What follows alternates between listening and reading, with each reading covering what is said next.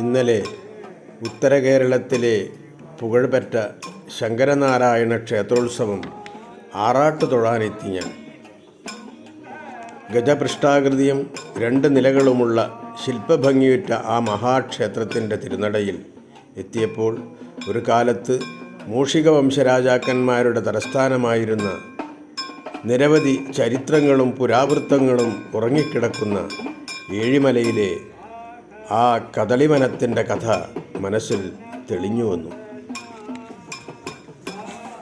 ചമത പൂക്കുന്ന സൗഗന്ധിക പൂക്കൾ സുഗന്ധം പരത്തുന്ന രാമന്തളിയിലെ കദളിവനത്തിൽ പണ്ട് ഭാർഗവരാമനും കപിലനും കണ്ണനും തപം ചെയ്തുപോൽ ശിവനെയും നാരായണനെയും ആ പുണ്യപവിത്ര ഭൂമിയിൽ അവർ ചെയ്ത അഗ്നിഹോമയത്നത്തിലെ യാഗാഗ്നിയിൽ നിന്നും പ്രത്യക്ഷപ്പെട്ടുപോൽ ശങ്കരനാരായണന്മാർ.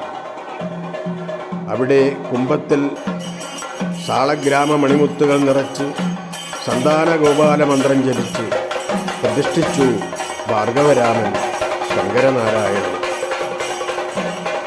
പഞ്ചലോകത്തിൽ.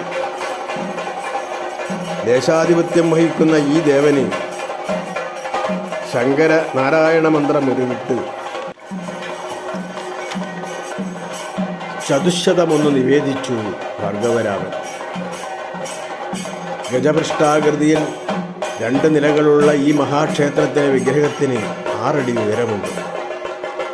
ഈ സവിശേഷമായ പഞ്ചലോഹ വിഗ്രഹത്തിൻ്റെ വലതു പകുതി ഭാഗം ശിവനും ഇടതു പകുതി ഭാഗം നാരായണനുമാണ്. ഭൂതനാഥൻ അഥവാ അയ്യപ്പനാണ് ഉപദേവത.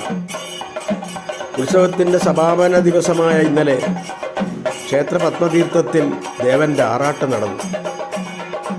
നിരവധി ഭക്തജനങ്ങൾ തൊഴുതു നിന്നു ആറാട്ട് കാണാൻ. ദേവൻ്റെ എഴുന്നള്ളത്തും ഉത്സവ കൊടിയിറക്കൽ ചടങ്ങുമായിരുന്നു പിന്നീട്.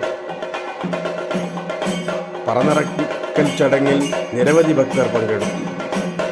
ആറാട്ടിന് ശേഷം നടന്ന നിവേദ്യവും പൂജയ്ക്കും ശേഷം സകലാഭയ വരമൂർത്തിയും സന്താന സൗഭാഗ്യ വരദായകനും ദേശാധിപതിയുമായി വിരാജിക്കുന്ന രാമന്തള്ളി ശങ്കരനാരായണനെ തൊഴുതുമടങ്ങി ഞാൻ.